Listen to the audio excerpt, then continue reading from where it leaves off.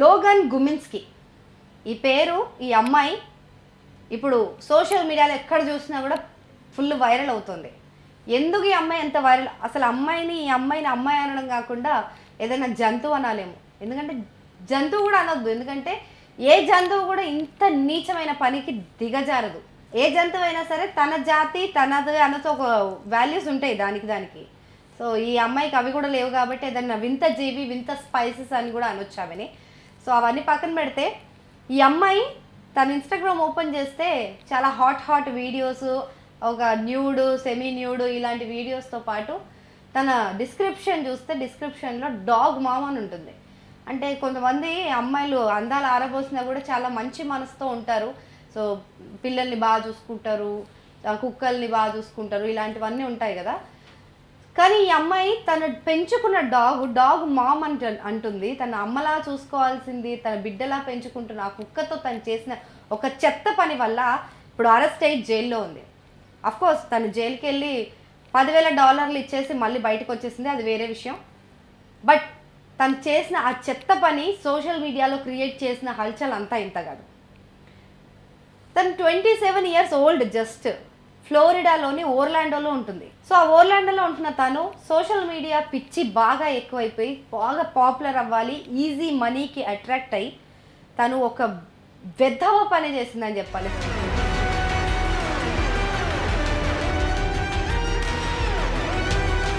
So ఈ 27 years old అమ్మాయి తన పెంపుడు కుక్కతో ఇంత నీచమైన పని ఎందుకు చేయాల్సి వచ్చింది?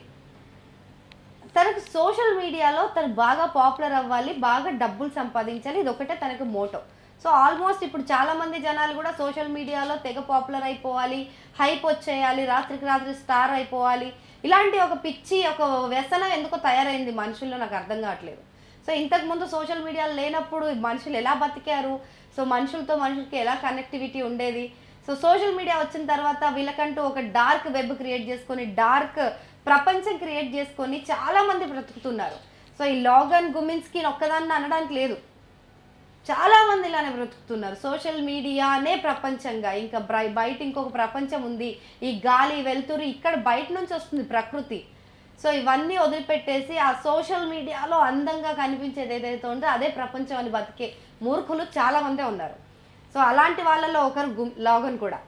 సో తను లాగన్కి బాగా పాపులర్ అవ్వాలి అని చెప్పేసి తను న్యూడ్, సెమీ న్యూడ్ ఇలాంటి వీడియోస్ కంటెంట్ పోస్ట్ చేసి కొంతమంది ఫాలోవర్స్ని సంపాదించుకుంది. 15,000 మెంబర్స్ ఫాలోవర్స్. తను వ్యూస్ మొత్తం అబ్జర్వ్ చేస్తే ఒకసారి గుర్తుపెట్టుకోండి, 92,000 వ్యూస్ తనకి హైయెస్ట్ వ్యూస్ అన్ని వీడియోస్లో కలిపితే. సో ఆ 92,000 వ్యూస్ ఒక్కసారిగా ర్యాపిడ్గా మిలియన్స్లోకి వెళ్ళిపోయింది ఒక్క వీడియోతో. ఆ వీడియో ప్రస్తుతానికి ఇప్పుడు తన అకౌంట్లో లేదు, డిలీట్ చేయించారు పోలీసులు.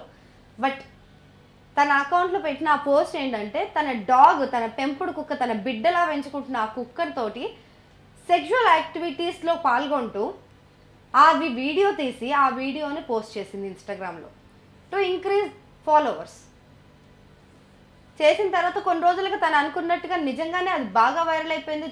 చాలామంది ఆ వీడియోని చూసి ఆ అమ్మాయి వీడియో చేయడమే చెండాలం అనుకుంటే ఆ అమ్మాయి వీడియోస్ కింద కమెంట్స్ చాలా పాజిటివ్గా వచ్చాయి. What a nice doggy style, practical theory, ఇలాంటివన్నీ. అంటే ఇంత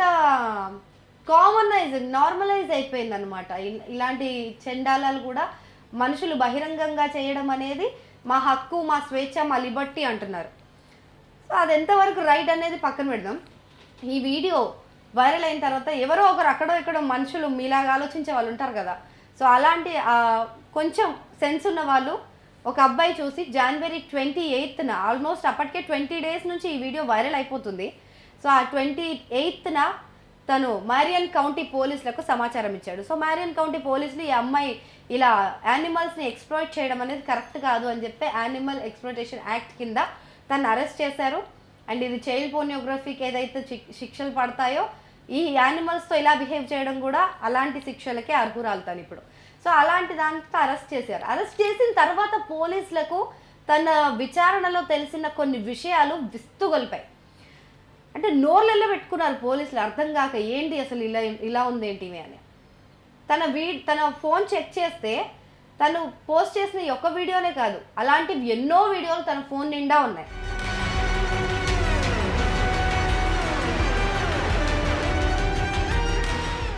వీడియోస్ తీసి తను సోషల్ మీడియాలో ఇన్స్టాగ్రామ్లో ఒకటే పెట్టింది, మరి ఇన్ని వీడియోస్ తీసి తను ఏం చేస్తుంది అని ఒక విచారణ చేస్తే తను స్నాప్చాట్ అండ్ ఫ్లాన్సీ అనే ఒక పోర్న్ వెబ్సైట్లో వీడియోస్ అమ్ముతుంది.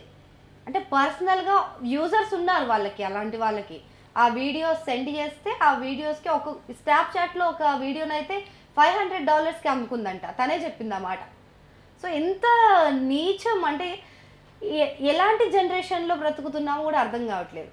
ఓకే, తను ఒక్కతే చేస్తుంది కదా, ఆ అమ్మాయి ఒక్కటి చేస్తే ఈ ప్రపంచం ఏమైనా మారిపోతుందా అంటే అలా ఏం లేదు. వందల మంది ఉన్నారు ఇలాంటి వాళ్ళు, జంతువులతో సెక్స్ చేసేవాళ్ళు.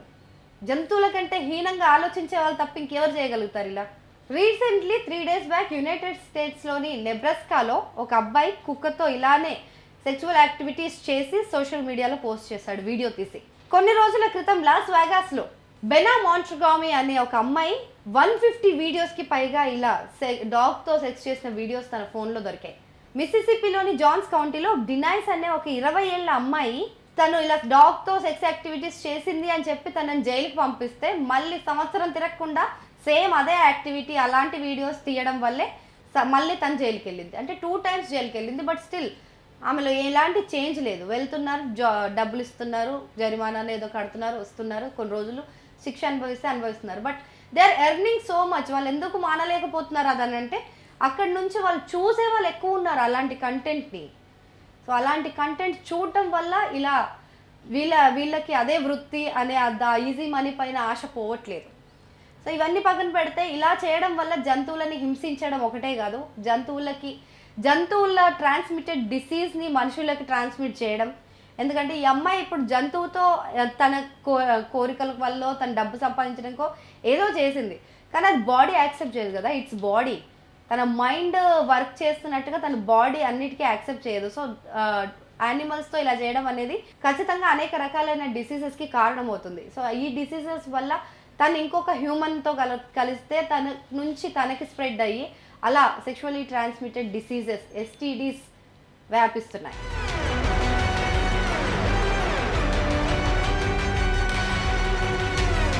సో ఇలాంటి కంటెంట్ చేయడం వల్ల వాళ్ళకి డబ్బులు వస్తున్నాయి, కాకపోతే ప్రపంచం మీద ఎలాంటి ప్రభావం పడుతుంది, ఎలాంటి ఆలోచనలు క్రియేట్ చేస్తుంది జనాల్లో. సో ఇదంతా నార్మలైజ్ చేసేస్తున్నారు చాలా. సో శృంగారాన్ని ఇంత బహిరంగం చేసేసి విచ్చలవిడిగా మనిషి బ్రెయిన్ కంటే డేంజరస్ వెపన్ ఇంకోటి లేదండి. కానీ ఆ బ్రెయిన్ని వాడాల్సిన టైంలో వాడితే గెలుస్తారు, అనవసరమైన టైంలో వాడితే చాలామంది ప్రాణాలు అనవసరంగా పోతాయి, వాళ్ళకు కూడా చాలా హాని జరుగుతుంది. సో ఈ ఒక్క నిజాన్ని తెలుసుకోలేక చాలామంది మనిషి బ్రెయిన్లో వచ్చిన ప్రతి చెత్త ఆలోచనని ఇంప్లిమెంట్ చేయడం స్టార్ట్ చేసేస్తున్నారు.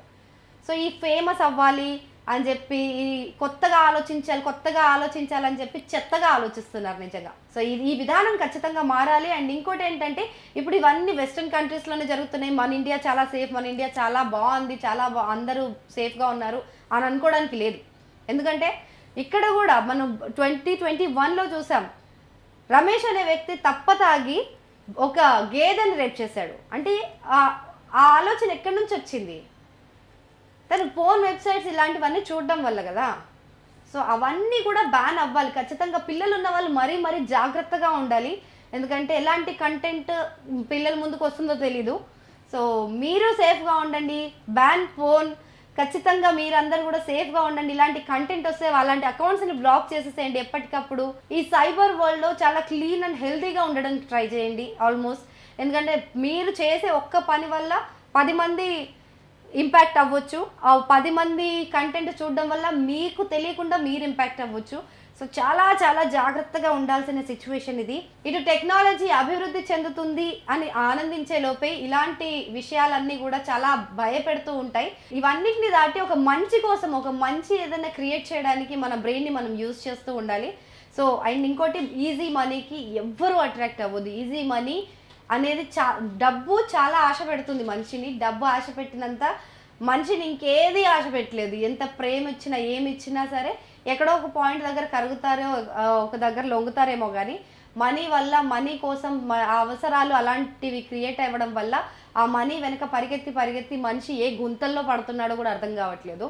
సో ఇవన్నీ కూడా మనం మైండ్లో పెట్టుకొని ఈ బెట్టింగ్ యాప్స్ కానీ ఇలాంటి వెబ్సైట్స్ ఏవైతే మన పైన నెగిటివ్ ఇంపాక్ట్ని క్రియేట్ చేస్తున్నాయో అవి యూజ్ చేసే ముందే ఒకసారి మనం ఆలోచించాలి ఎలాంటి వెబ్సైట్లోకి మనం అడుగు పెడుతున్నాము అనేసి. సో ఇవన్నీ కూడా జాగ్రత్తగా చూసుకోవాల్సిన పరిస్థితి నేడుంది. So thank you. This is Sangeetika, Times of India సమయం.